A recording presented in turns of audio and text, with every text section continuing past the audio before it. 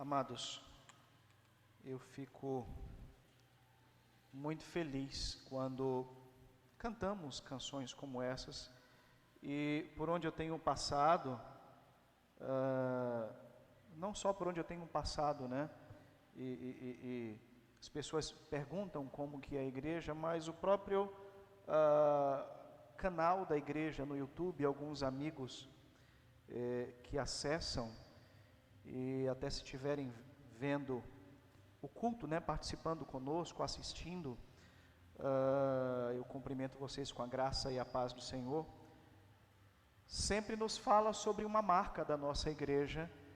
É claro que não consegue perceber de uma forma mais próxima, pois não fazem parte da comunidade, para sentir o calor dos irmãos, para sentir o amor dos irmãos.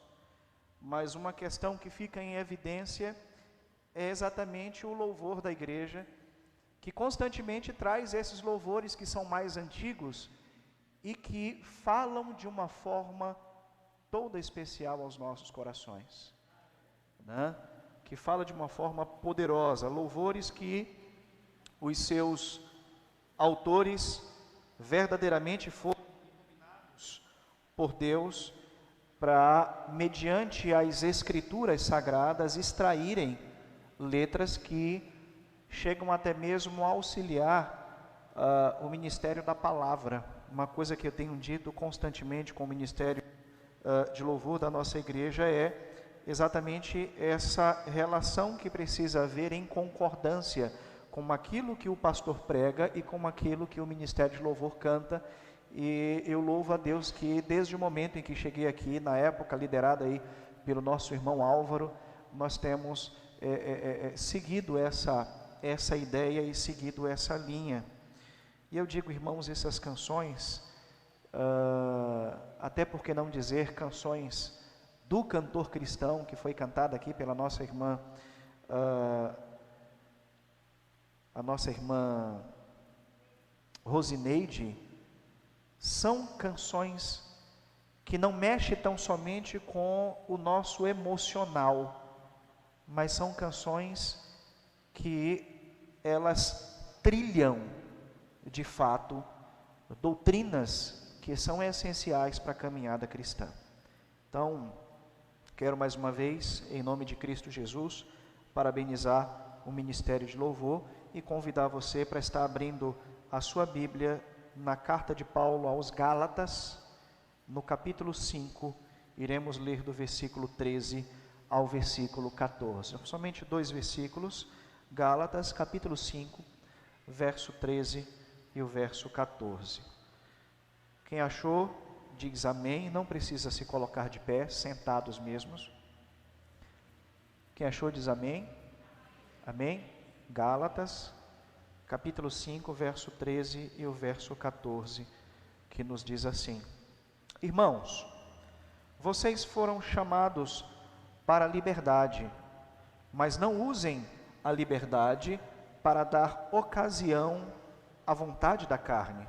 Pelo contrário, sirvam uns aos outros mediante o amor. Toda a lei, ela se resume num só mandamento: ame ao teu próximo como a ti mesmo. Amém? Querido Deus, soberano Pai, mais uma vez, Senhor, nós te louvamos e agradecemos a Ti pela oportunidade de fazermos parte desta comunidade, de fazermos parte desta igreja, pela oportunidade, ó Deus, concedida de termos sido movidos pelo Teu Espírito a virmos, ó Deus, ao templo para Te adorar, para adorar o Teu santo nome, para dizer o quanto, ó Deus, somos limitados, o quanto somos pecadores, o quanto somos dependentes, ó Deus, do Teu amor e da Tua graça. Que esta palavra, Senhor, possa nos fortalecer e nos auxiliar, ó Deus, em nossa caminhada, fazendo de nós pessoas mais parecidas com o Teu Filho amado Jesus. Amém.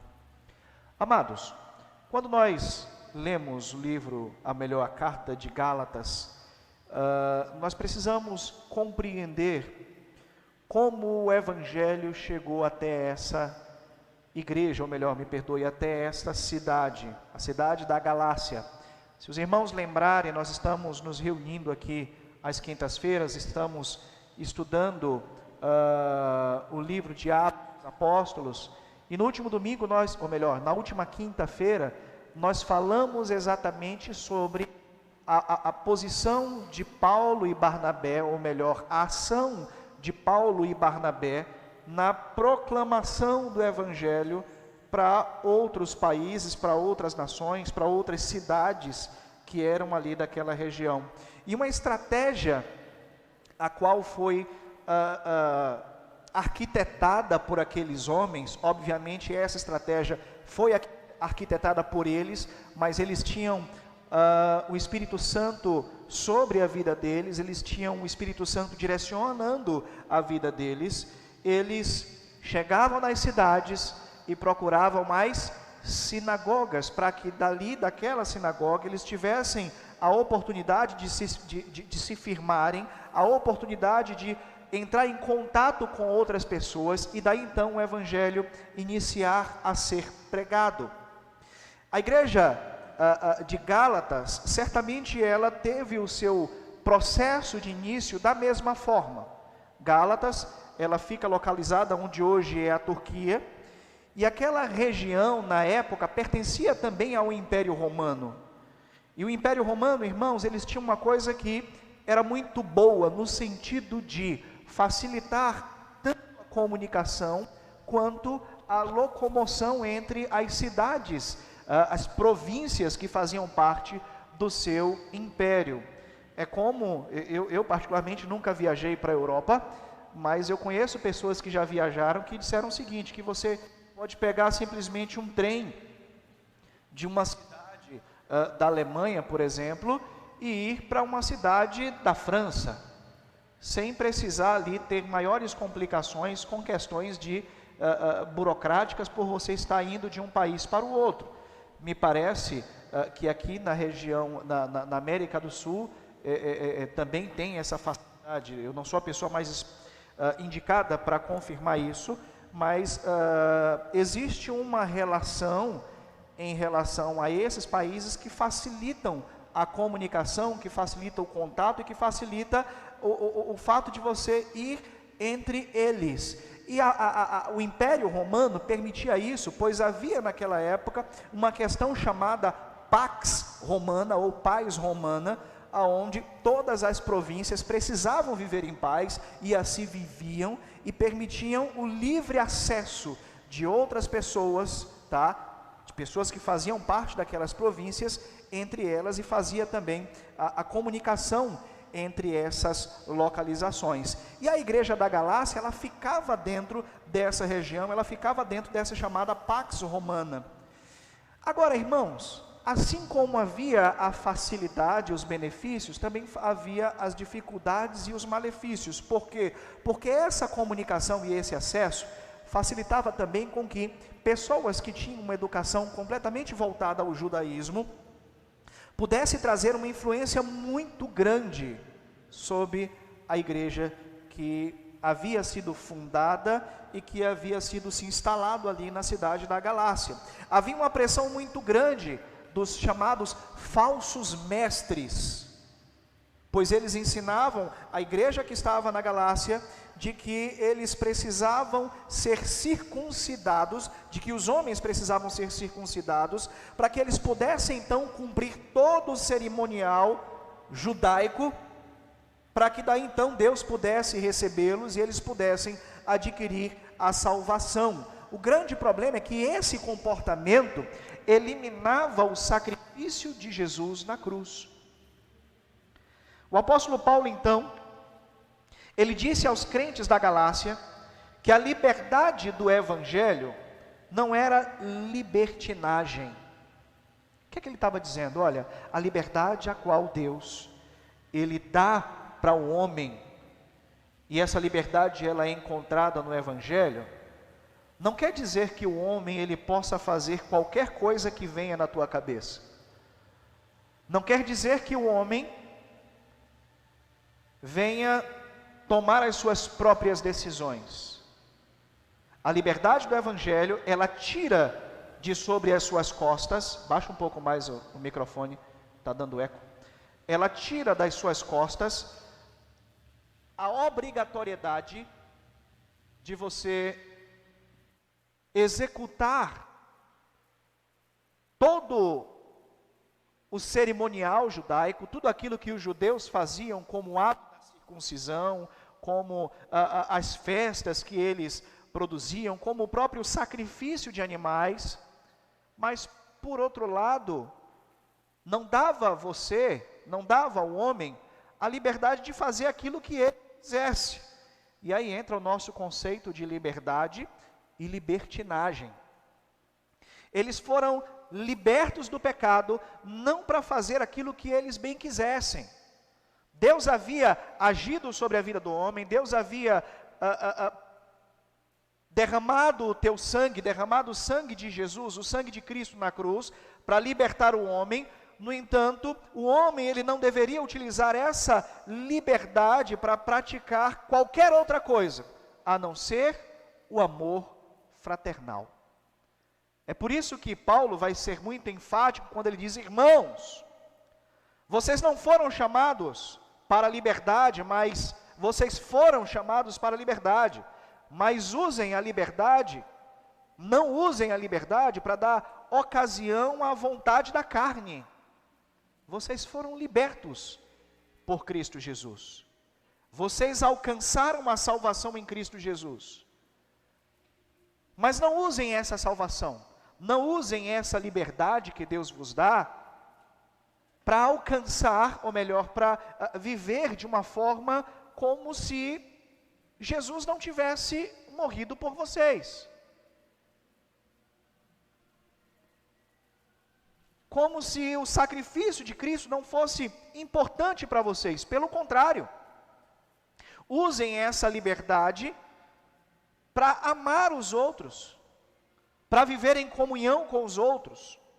Toda lei, ela se resume num só mandamento: ame o próximo como se você estivesse amando a você mesmo.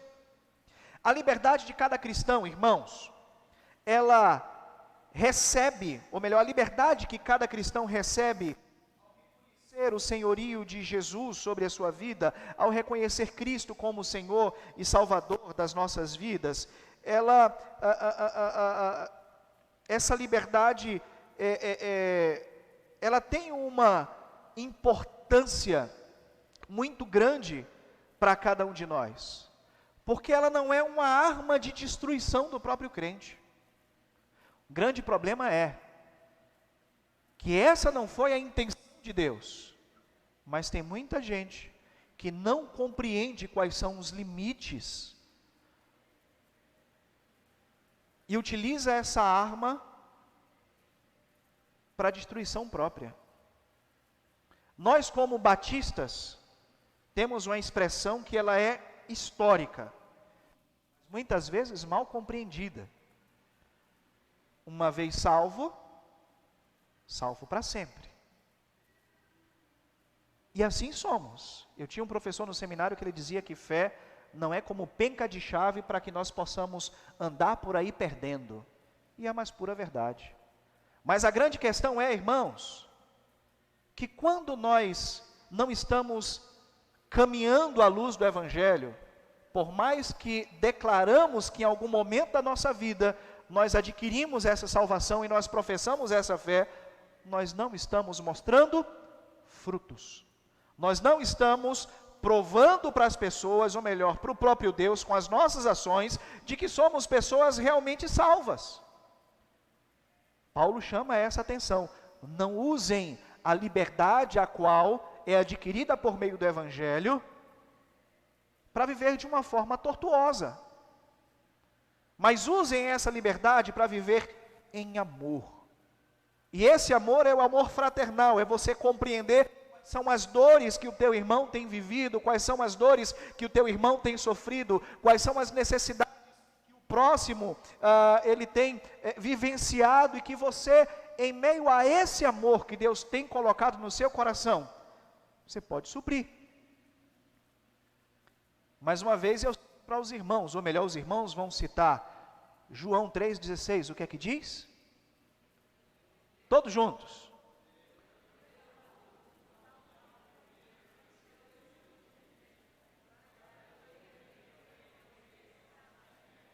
Foi fraco, eu não ouvi. Vamos todos juntos. Porque Deus...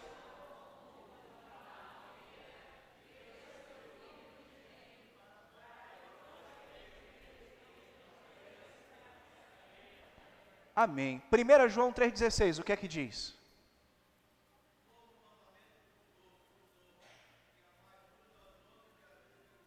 Assim como Cristo amou a igreja. Que nós possamos dar a nossa vida pelos nossos irmãos, como Cristo deu pela igreja. Essa a liberdade do Evangelho, irmãos, que nos é proposta. Não é utilizarmos essa ideia que adquirimos a salvação de Cristo, de que somos marcados por Deus, de que somos escolhidos por Deus, de que somos eleitos por Deus, e vivemos de uma forma tortuosa. Não. Quando eu vivo de uma forma tortuosa, eu estou mostrando que eu não faço parte deste reino. A Bíblia nos fala sobre a perseverança dos santos. Mas, amados,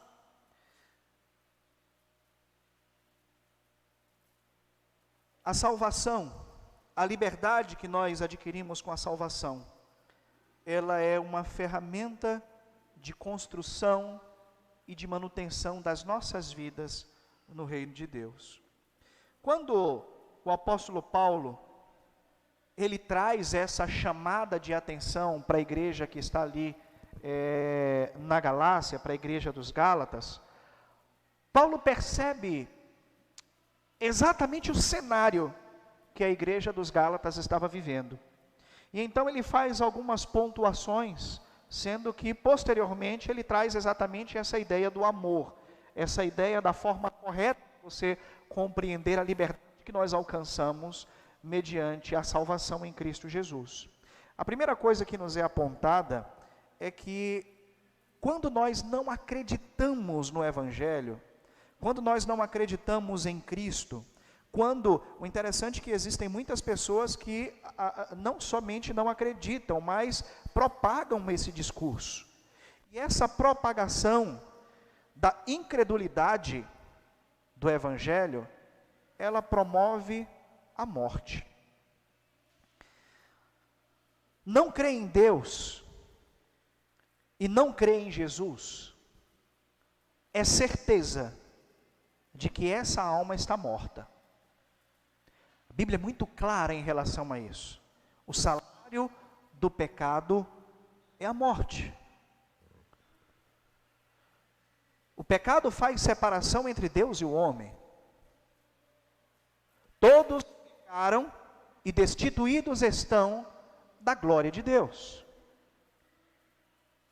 E quando nós nos deparamos com a mensagem do Evangelho, a única forma de nós mudarmos essa condição é reconhecendo Cristo como Senhor e Salvador das nossas vidas. Existe um ditado popular mentiroso lá fora que diz que todos os caminhos levam a Deus. Jesus, ele vai dizer que isso é um equívoco. Ele vai se apresentar como o único caminho o qual nós podemos seguir e alcançarmos a Deus. Eu sou o caminho, a verdade e a vida.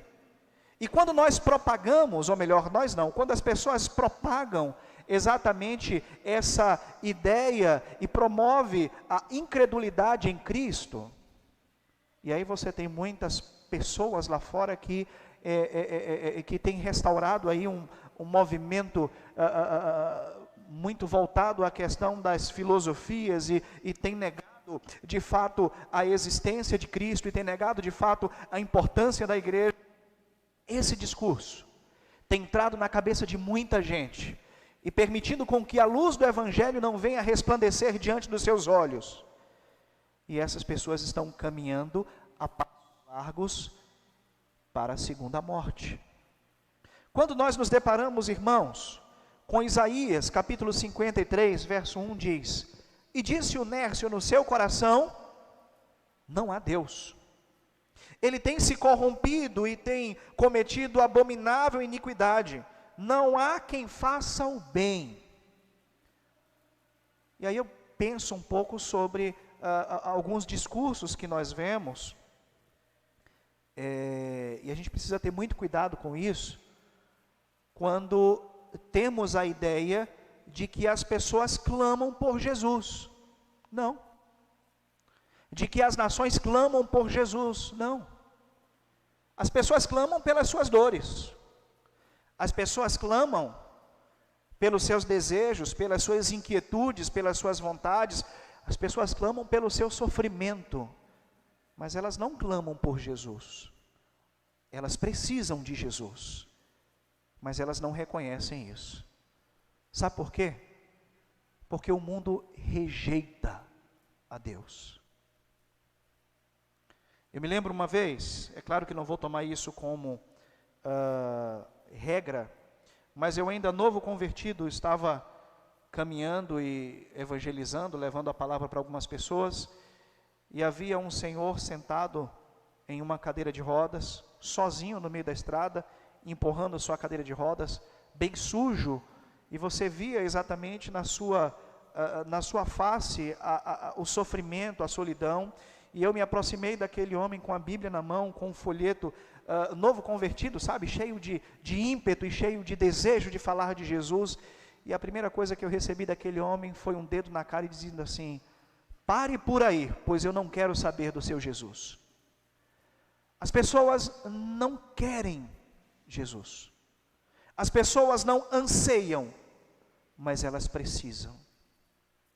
E quando permitimos com que o discurso de incredulidade ele seja propagado, esse discurso ele tem um objetivo e ele tem exatamente esse alcance de propagar a morte. Todo homem, irmãos, precisa crer em Deus, crer em Jesus como Filho de Deus, para ser colocado em seu local de origem. Sabe qual que é o local de origem do homem? Quando a gente vai lá para Gênesis, e ver Deus conversando com Adão, e ver Deus conversando com a sua criação. Todos os dias Deus descia, e ali conversava com a sua criação, conversava com Adão, conversava com Eva. É esse o local de origem do homem, perto de Deus.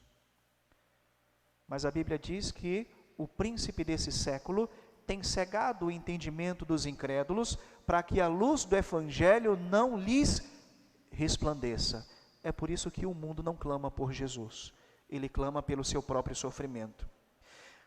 Segundo ponto que nós identificamos exatamente nessa preocupação de Paulo em trazer o real sentido da pregação do Evangelho, onde se encontra a liberdade do homem, é exatamente que, diferente da pregação, diferente do ensino a respeito da incredulidade, o respeito da religiosidade.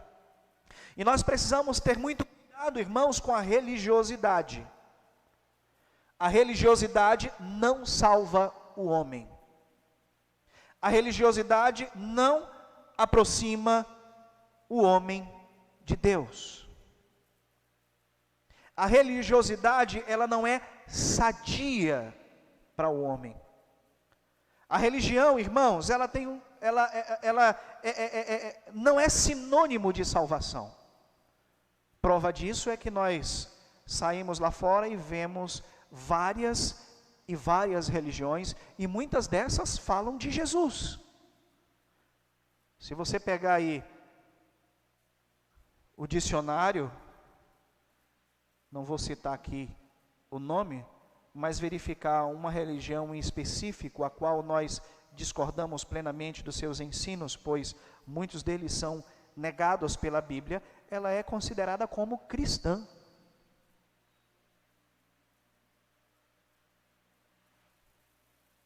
A religiosidade, ela não conduz o homem à presença de Deus. Um conceito bem raso de religião é tornar a ligar, ligar de novo. Religião, irmãos, é a busca da criatura pelo seu Criador. É essa ação. O homem, ele pode estar isolado em qualquer lugar do mundo. Ele vai criar em teu pensamento algum tipo de religião que de alguma forma o ligue a Deus. Existem alguns estudiosos que vão até firmar esse conceito como um argumento para negar a não existência de Deus. O argumento antropológico. O próprio homem ele desenvolve em qualquer lugar, em qualquer espaço e em qualquer época uma religião. E isso é histórico. De alguma forma ele vai criar algo que ele acredite naquele algo, e essa ação do homem, segundo o argumento antropológico, ela firma a existência do próprio Deus. A religião, irmãos, ela demanda esforço. Você precisa buscar algo, você precisa fazer algo, você precisa sacrificar algo, você precisa fazer alguma cerimônia, você precisa se esforçar para entrar na presença de Deus. Só que quando nós nos deparamos com as Sagradas Escrituras, a comunhão entre Deus e o homem, simples.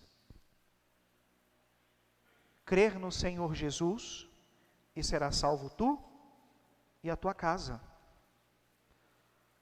A religiosidade, ela tem a tendência de nos afastar de Deus. E o próprio Deus rejeita a religiosidade.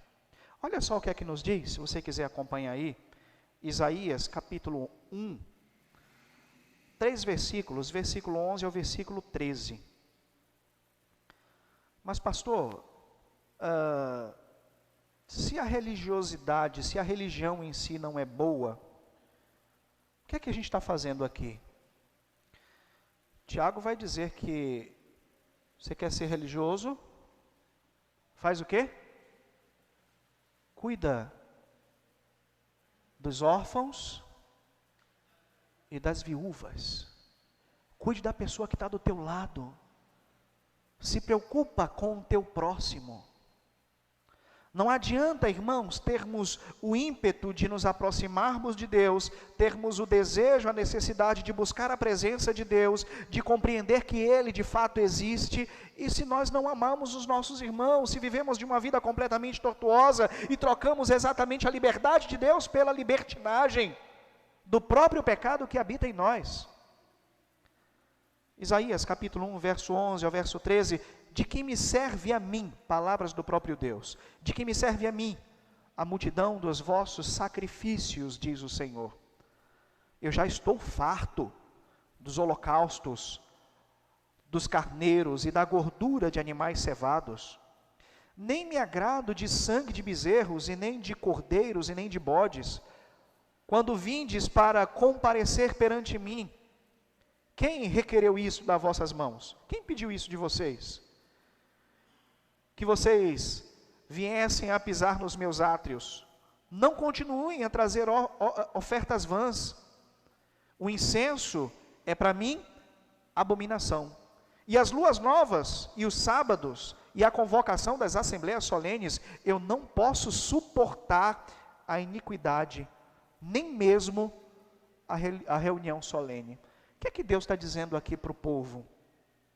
Por intermédio do profeta Isaías. Não adianta você apresentar para mim todo o seu trabalho, não adianta você apresentar para mim todo o seu esforço, toda a sua ação, se você não apresentar para mim o seu coração. É por isso que a religião ela não salva ninguém. É por isso que a igreja em si, ela não salva ninguém. O que salva é crermos no Senhor Jesus. E quando cremos no Senhor Jesus, e de fato temos as nossas vidas transformadas por Ele, ela vai trazer uma consequência para as nossas vidas. É a mente de Cristo. É compreender até onde eu posso ir, é compreender as palavras que eu posso dizer, é compreender os locais que eu posso estar presente, é compreender a forma a qual eu devo tratar o meu irmão, tratar o meu próximo, tratar as pessoas que adentram as portas do templo aonde eu escolhi para adorar a Deus. É quando eu, de fato, entrego a minha vida por inteiro nas mãos do Senhor Jesus. Certa vez perguntei ao Senhor Jesus: Senhor, onde de fato é o local real aonde devemos adorar? É em Jerusalém? No templo? Ou é em Israel, lá no monte? Jesus então olha para aquela pessoa e diz: olha, não é nem um lugar e nem outro, porque os verdadeiros adoradores adorarão ao Pai em espírito e em verdade.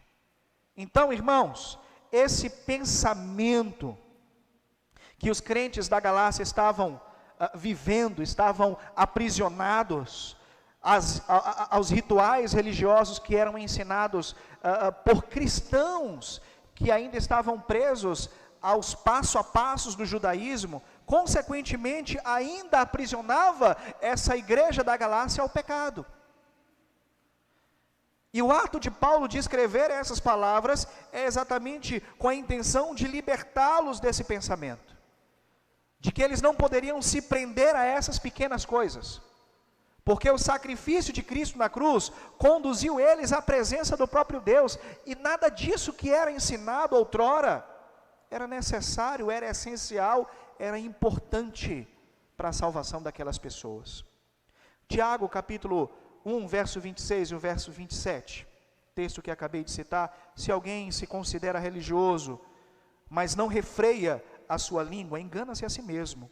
A sua religião, ela não tem valor algum. A religião que Deus, o nosso Pai, aceita como pura e imaculada é esta: cuidar dos órfãos e das viúvas, e em suas dificuldades, não se deixar corromper pelo mundo. Então, irmãos, o nosso ato religioso está muito mais ligado à nossa compreensão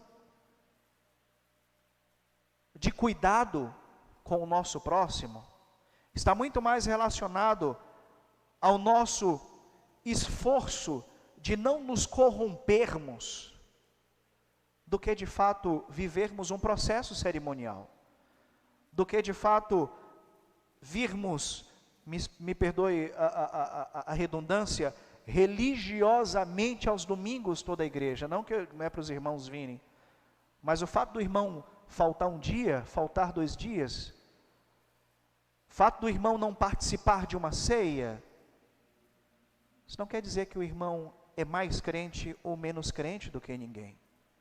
Mas, amados,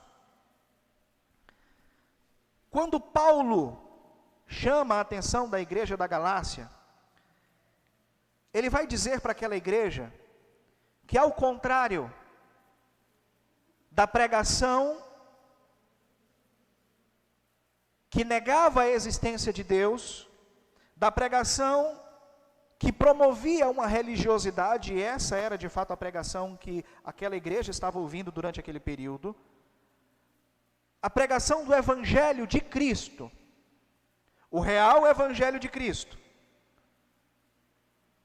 a essência do Evangelho de Cristo,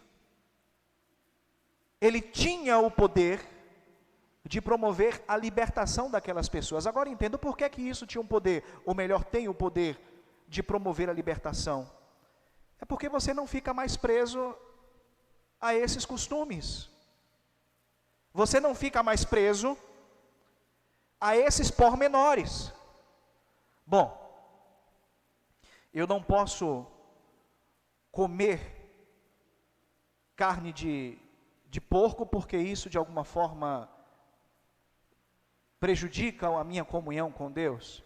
Bom, eu não posso trabalhar num determinado dia da semana, porque isso de alguma forma prejudica a minha relação com Deus.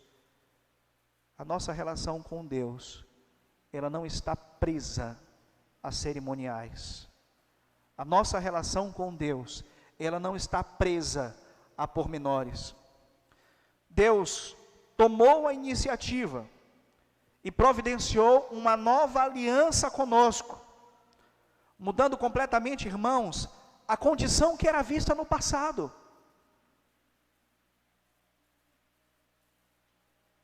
Estava vendo há alguns dias um documentário, salvo engano eu trouxe até para alguns irmãos aqui na igreja, onde judeus ortodoxos, né, até os dias de hoje, eles guardam, mais uma vez a redundância, religiosamente todos esses costumes. O interessante é que a própria tecnologia, ela avançou, e muitas delas com o intuito de permitir com que os judeus continuem fazendo isso. Você tem, por exemplo, lá um fogão, e o judeu vai lá e programa, deixa a panela, né? Tem um canal chamado Israel com Aline, os irmãos procurarem aí, os irmãos vão ver. O judeu deixa lá a panela em cima do fogão e programa, né? E aí quando chega exatamente no horário onde se inicia o sábado para o judeu, o fogão automaticamente liga sozinho, porque está registrado que o homem não podia acender fogo, tá? O fogão acende sozinho e aquece a comida para que o judeu possa se alimentar. Tanto essas como outras tecnologias que foram acrescidas aí exatamente para compensar esse cerimonial. Mas quando nós falamos, irmãos, sobre cristãos, nós não estamos debaixo dessa lei, nós não estamos debaixo desses argumentos. O sacrifício de Cristo mudou completamente essa condição. O homem que estava preso, que estava encerrado, que estava acorrentado pelo pecado, cego pelos ritos, mediante o crer em Jesus Cristo, Filho de Deus, ele torna-se uma pessoa livre. Tetelestai, disse Jesus, dívida paga. Essas pessoas estão livres. Essas pessoas não devem mais nada. Essas pessoas que estavam como escravos outrora, presos, acorrentados em praça pública, eu, Senhor Jesus, fui até essas pessoas, paguei o preço necessário para que elas pudessem estar libertas, para que elas pudessem estar livres, e dei a elas essa liberdade. Mas essa liberdade de Cristo, ela não deve ser utilizada como libertinagem. João capítulo 4, verso 23, no entanto, está chegando a hora, e de fato e ela já chegou, em que os verdadeiros adoradores adorarão ao Pai em espírito e em verdade, e esses são os adoradores que o Pai de fato procura. São essas pessoas que compreendem que o seu relacionamento com Deus está acima de qualquer cerimonial, está acima de qualquer tipo de ação humana. Irmãos, pela graça de Deus, nós somos salvos. Paulo disse isso. E é pela fé. Não são pelas nossas ações. Não são pelo nosso trabalho.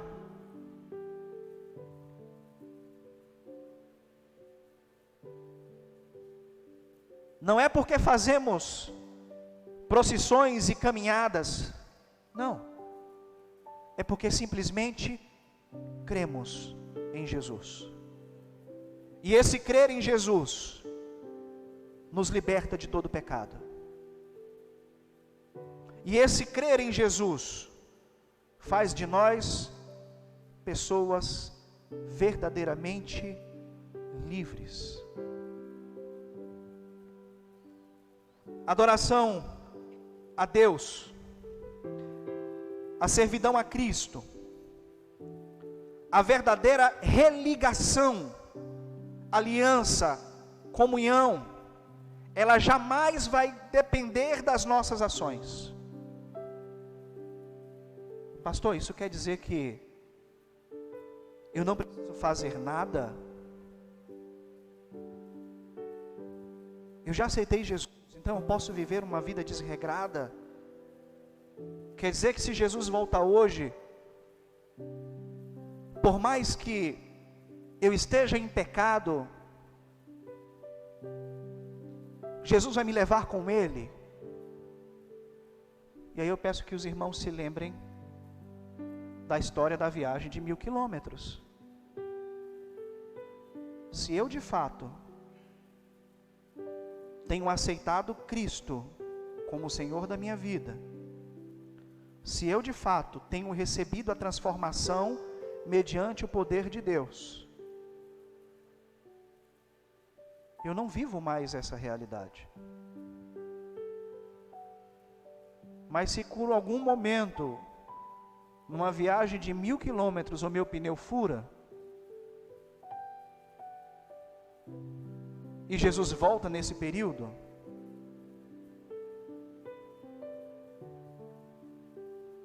eu já trouxe essa ilustração aqui e vou trazer mais uma vez. Pastor Max Lucado. Pastor Max Lucado pega suas 2 filhas, vai para um parque de diversões. Enquanto ele ia comprar um sorvete para sua filha, deixa ela numa caixinha de areia. Quando ele volta, ela está com a boca cheia daquela areia suja, muitas vezes até de fezes e urinas de animais. E quando ele voltou com o sorvete para adocicar a sua filha, ele viu aquela cena, ele ficou revoltado.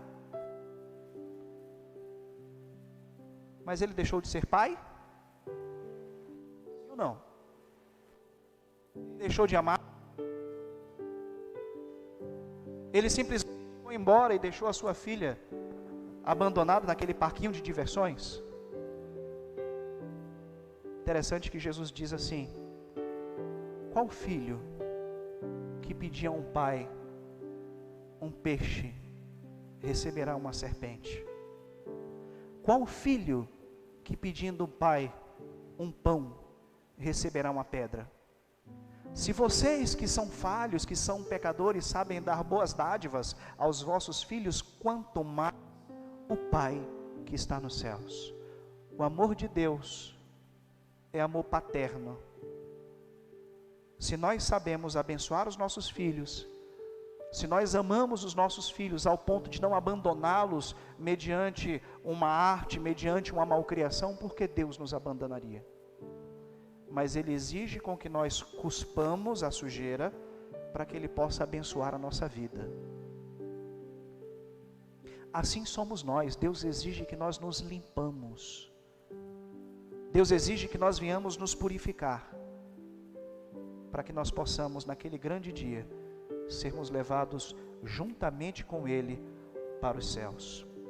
Mas amados, a adoração a Deus, a servidão a Cristo, a verdadeira religação, a aliança, a comunhão, ela só depende de Deus. Um homem, ele não está livre para viver de qualquer forma. Romanos capítulo 8, verso 2 nos diz: porque por meio de Cristo Jesus, a lei do Espírito de vida me libertou da lei do pecado e da morte. A lei do Espírito de vida, somente por Cristo Jesus, me libertou da lei do pecado e da morte. Nós, por mais que recebamos a salvação de Cristo Jesus, nós continuamos pecadores, estamos sujeitos a ter falhas em meio à nossa caminhada, mas nós precisamos reconhecer o nosso erro, nós precisamos nos arrepender dos nossos pecados, e então continuarmos a nossa caminhada com Cristo. Paulo então chama a atenção: não usem a liberdade para dar ocasião à vontade da carne. Paulo está dizendo para os crentes lá da Galácia: não sejam libertinos. Pesada essa palavra, né? Não sejam libertinos, não sejam irreverentes. E aí eu quero trazer uma questão interessante para os irmãos. Hoje vivemos uma tendência à irreverência dentro da igreja. Vivemos uma tendência a esse altar se transformar em um palco. Hoje em dia a expressão é, como é que chama? Stand-up. A viver palco, a transformar-se em palco de stand-up. O Evangelho, ele precisa ser pregado de uma forma séria. Sabe por que o Evangelho precisa ser pregado de uma forma séria? Você chama a atenção do teu filho sorrindo? Você chama a atenção do seu filho dando gargalhadas? Você chama a atenção do seu filho fazendo comédia para que ele sorria na hora que você está tratando de algo sério? Você não faz isso. E por que com o Evangelho precisa ser? Quando eu começo a tratar questões sérias, porque a minha vida não ser conduzida ao inferno, para mim é sério. A vida do meu irmão, a vida de alguém que eu gosto, a vida de alguém que eu amo, não ser levada a uma eternidade longe da presença de Deus, isso é algo muito sério. E quando eu começo a tratar as questões do reino como se fosse comédia, irmãos, eu não estou dando a essa pessoa a oportunidade de fato refletir sobre a seriedade de viver uma eternidade longe da presença de Deus. Então, quando Paulo chama a atenção para que eles não usassem essa liberdade a qual era propagada pelo Evangelho para não dar ocasião à vontade da carne, ele está dizendo: olha, não sejam libertinos, não sejam irreverentes, mas tratem as coisas com a seriedade a qual elas de fato precisam ser tratadas. O cristão, irmãos, deve ser equilibrado. Precisamos ter plena consciência do momento em que nós vivemos, da situação que nós vivemos.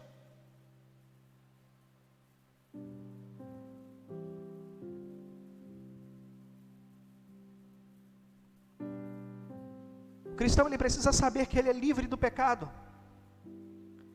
mas essa liberdade, ela vai trazer responsabilidades para a sua vida.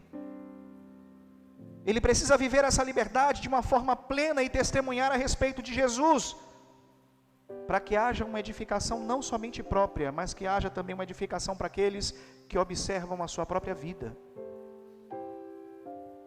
Para que haja exatamente a ação de cuidar dos necessitados, cumprindo o ensino de amar o seu próximo.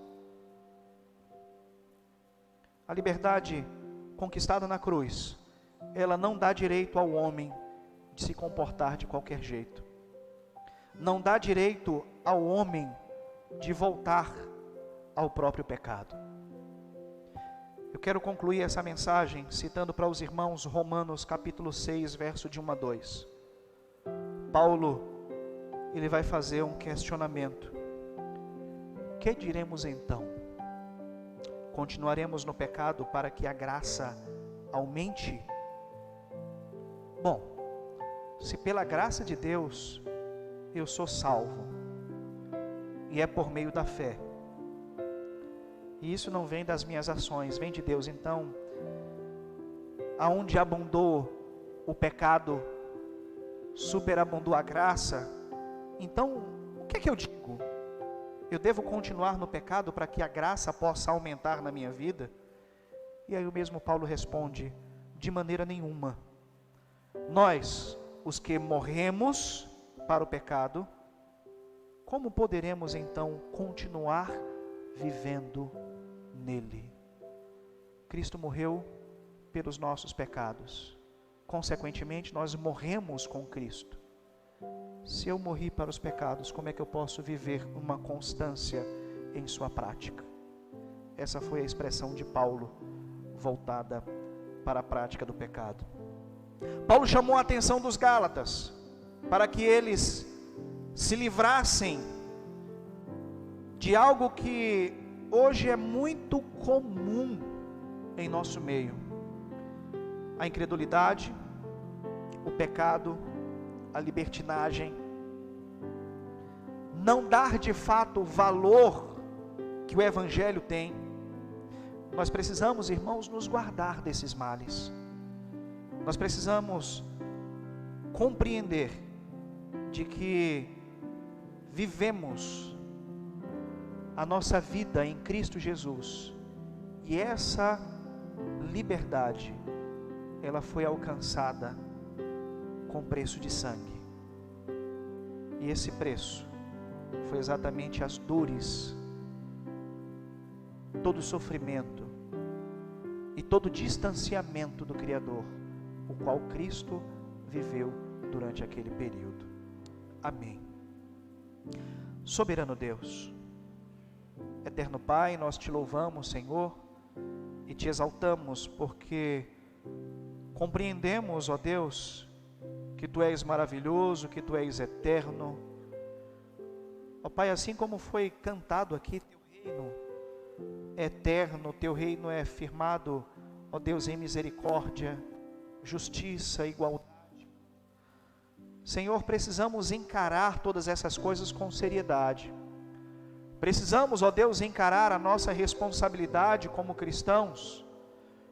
Ó Pai, por mais que recebemos essa liberdade do Evangelho, compreender, Deus, que a verdadeira religião é amar o nosso próximo, porque amando o nosso próximo, nós estamos amando ao Senhor mesmo. Tua palavra diz que nós somos templos do Teu Espírito. Em nome de Cristo Jesus, que a Tua palavra, Senhor, possa nos fortalecer, que a Tua palavra, Deus, possa nos orientar, que a Tua palavra, Deus, venha nos auxiliar em nossa caminhada, fazendo com que possamos nos examinar, Senhor, verificar as nossas ações, talvez até mesmo a forma que nós encaramos a nossa caminhada cristã, compreendendo de que não são as nossas ações e os cerimoniais que muitas vezes no passado eram feitos, e infelizmente muitas igrejas têm trazido para a sua realidade nos dias atuais, que vão de fato, Senhor, nos envolver contigo, mas como o próprio Senhor Jesus disse, que os verdadeiros adoradores adorarão ao Pai em espírito e em verdade, e é exatamente essas pessoas que o Pai procura. Em nome de Cristo Jesus, fortalece-nos em Cristo. Em nome de Cristo Jesus, dai-nos, ó Deus, a Tua presença todos os dias em nossas vidas, e que o Teu Espírito possa nos auxiliar e nos corrigir, Deus, sempre que necessário. Que o Senhor nos abençoe, que o Senhor nos guarde, que nos conduza, ó Deus, em uma semana maravilhosa em Tua presença, em nome de Cristo Jesus. Amém.